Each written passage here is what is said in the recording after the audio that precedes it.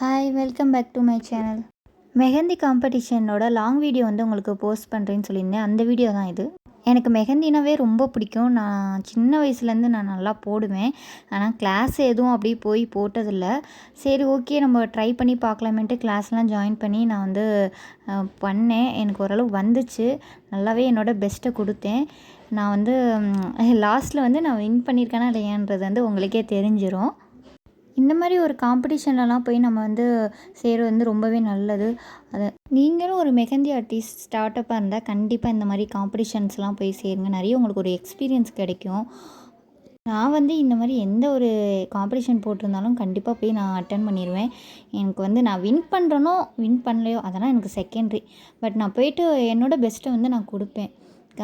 ஒவ்வொரு டைம் போகிறப்போ ஒவ்வொரு டைம் நமக்கு ஒரு எக்ஸ்பீரியன்ஸ் தான் கிடைக்கும். ரொம்பவே நல்லது. இந்த மாதிரி மெஹந்தியெல்லாம் நான் போட்டு முடிச்சுட்டு ஃபைனலாக அங்கேயே ஸ்நாக்ஸ்லாம் கொடுத்தாங்க. வாங்கி சாப்பிட்டுட்டு நிறைய காம்படிஷன் நடந்துச்சு. இந்த சிலம்பு சுற்றுலாலாம் செம்மையாக பண்ணியிருந்தாங்க. இவங்க எல்லாத்துக்குமே வேர்ல்டு ரெக்கார்டு.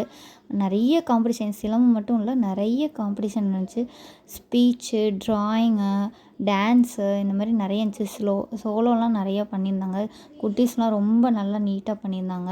பார்க்கவே நல்லா இருந்துச்சு. நான் எல்லா காம்படிஷனையும் பார்த்துட்டு வந்தேன். இந்த பொண்ணு செம்மையாக டான்ஸ் ஆடிச்சு. எல்லாமே அவ்வளோ கிளாப் பண்ணாங்க. எல்லாமே செம்மையாக ஆடுன்னு சொல்லி நிறைய ஃபோட்டோஸ் வீடியோஸ்லாம் எடுத்துகிட்டு இருந்தாங்க. அப்படியே நானும் வீடியோலாம் எடுத்தேன். ஆஃப்டர்நூன் ஆயிடுச்சு. ரொம்ப பசி. தலப்பாக்கட்டி பிரியாணி பக்கத்துலேயே ஹோட்டல். ஸோ போய் சாப்பிட்றலாமேன்ட்டு சொல்லிட்டு போய் சாப்பிட்டோம். பார்த்திங்கன்னா ஹோட்டலே செம்மையாக இருந்துச்சு. பார்க்கவே சூப்பராக இருந்துச்சு ஹோட்டல். நான் ஃபஸ்ட் டைம் இங்கே வரேன்.